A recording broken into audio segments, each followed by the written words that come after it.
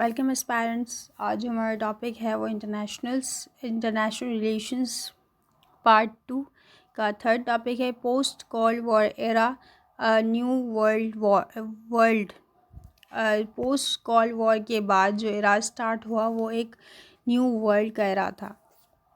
कैसे था new world का एरा, हम देख लेते हैं। The post-Cold War era was a significant period in history following the dissolution of the Soviet Union 1991. 1991 में जैसे ही सोवियत यूनियन का जो dissolution हुआ, सोवियत यूनियन टूटी, but this era witnessed a dramatic shift in global power dynamics, ushering in a new world order with its own unique set of challenges and opportunities. जब world का era जो है वो एक new world में convert हो गया Soviet union टूटने के बाद, तो बाइपोलरिटी से लेकर फिर यूनिपोलरिटी आ गई। एक ही वर्ल्ड ऑर्डर, मतलब कि वर्ल्ड को कंट्रोल करने वाला या सुपर पावर एक बन गया। उसके की फैक्टर्स क्या हैं? सबसे पहले जो की फैक्टर है वो यूनिपोलैरिटी है। Unipolarity initially the United States as emerging as the sole superpower enjoying significant economic and military dominance. This period saw the expansion of American influence and the promotion of democracy and capitalism around the world. Communism जो था वो ख़त्म हो गया और unipolarity के through United states जो है वो इकोनॉमिक और मिलिट्री डोमिनेंस उसकी बढ़ गई और एक्सपेंशन अमेरिकन इन्फ्लुएंस भी बढ़ गया और promotion of democracy and capitalism. So ये यूनिपोलैरिटी के थ्रू इसका फर्स्ट की फैक्टर है जो पोस्ट कोल्ड वॉर एरा का था। फिर एक ग्लोबलाइजेशन जो थी वो मतलब स्टार्टिंग हुई उसकी। The world became the increasing interconnected and driven by the technological advancement and the economic liberalization, trade investment and flourishing, leading a great interdependence between nations. Globalisation के थ्रू जो वर्ल्ड ऑर्डर था वो बिल्कुल ही आपस में interconnected हो गए। Borders की जो थी लिमिटेडनेस या थोड़ी सिक्योरिटी, इसको भी थोड़ा सा थ्रेट हुआ, लेकिन एडवांसमेंट और इकोनॉमिक लिबरलाइजेशन के लिए थोड़ी कॉपरेशन करनी पड़ी। ट्रेड इन्वेस्टमेंट हुई और ट्रेड और इन्वेस्टमेंट भी बढ़ी और जो वर्ल्ड ऑर्डर था वो इंटरडिपेंडेंस नेशंस के दरमियान मतलब कि ग्लोबलाइजेशन के थ्रू ये सब हुआ। ठीक है, फिर आता है rise of new powers. New powers जो थी वो राइज़ हो गई, जिसमें हमारा चाइना, इंडिया और दूसरी कंट्रीज़ भी आती हैं, जिसमें इकॉनमी के थ्रू नए नए चैलेंजेस भी है। जैसे यूएस लेड ग्लोबल ऑर्डर को ना यूएस चलाता था। फिर making the world more multipolar, unipolar से लेके मल्टीपोलर वर्ल्ड हो गया, जिसमें बहुत ज़्यादा कंट्रीज़ जो हैं वो भी रूल करती थी। ठीक है, this shift in power dynamics है। फिर पावर डायनेमिक्स जो था वो नया शिफ्ट ले गया कि पहले जो पावर थी वो मिलिट्री के थ्रू होती थी, लेकिन अब जो पावर है वो इकोनॉमिक पावर के थ्रू, मतलब कि कोई भी स्टेट पावरफुल हो सकता है और सुपर पावर भी। ठीक है, has created a more complex and unpredictable international environment. International environment जो था वो मल्टीपोलैरिटी के थ्रू अनप्रेडिक्टेबल एनवायरनमेंट हो गया और कॉम्प्लेक्सिटी आ गई। रीजनल कॉन्फ्लिक्ट्स भी बढ़ गए, जिसमें ग्लोबल सुपर पावर राइवलरी हो गई। The post cold war era भी स्टार्ट हो गया, उसको न्यूमेरस रीजनल कॉन्फ्लिक्ट्स का एरा भी कहते हैं, जिसमें गल्फ़ वॉर हुई और वादान जेनोसाइड हुआ और ऑनगोइंग वॉर्स जो अभी तक मिडिल ईस्ट में चल रही हैं।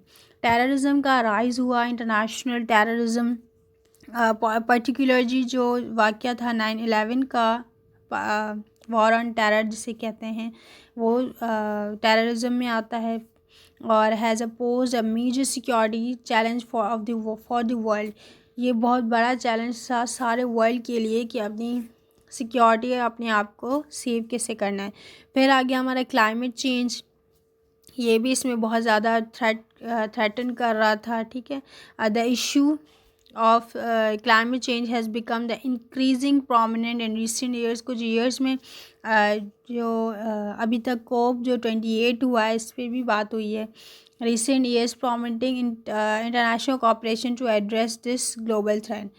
ये इंटरनेशनल रिलेशंस में जो क्लाइमेट चेंज है वो बहुत ज़्यादा ग्लोबल थ्रेट किसको कहा गया है. ठीक है. The post cold war era में जो मेजर इवेंट्स है 1991 में डाइसोल्यूशन ऑफ सोवियत यूनियन हुई थी. 1992 में maastricht treaty established the European union जो इस्टेब्लिश्ड हुआ. 1993 में नॉर्थ अमेरिका फ्री ट्रेड हुआ जिसको हम फ्री ट्रेड एग्रीमेंट जिसको हम नेफ्टा कहते हैं. फिर 1999 में NATO launches bombing campaign against Serbia के लिए नेटो ने जो लॉन्च किया बॉम्बिंग कैंपेन. फिर 2001 में 9/11 का टेररिस्ट का वाक़या हुआ था. फिर 2003 में इराक वॉर स्टार्ट हुई. 2008 में ग्लोबल फाइनेंशियल क्राइसिस ने हिट किया. 2011 में अरब स्प्रिंग्स हुई. 2020 में कोविड-19 का पेंडेमिक हुआ. द पोस्ट कॉल्ड वॉर जो एरा था फिर स्टार्ट हो गया. ठीक है. उसकी चैलेंजेस और अपॉर्चुनिटीज़ कौन सी थी.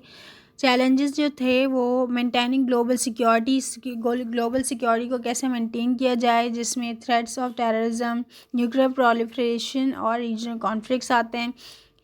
प्रोमोटिंग इकोनॉमिक प्रॉस्पेरिटी ये पोस्ट कॉल्ड वॉर एरा का जो है वो चैलेंजेस आते हैं. Ensuring equitable and sustainable economic growth for all Nations. Combating climate change को कैसे कम्बेट किया जाए और स्ट्रेंथनिंग इंटरनेशनल कोऑपरेशन उसको कैसे स्ट्रेंथन किया जाए और स्टेट्स के दरमियान.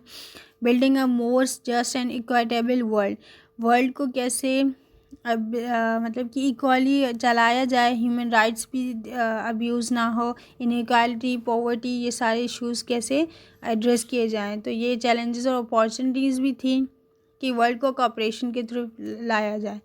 Eight the end the post cold war era continues to unfold presenting both challenges and opportunities for the global community.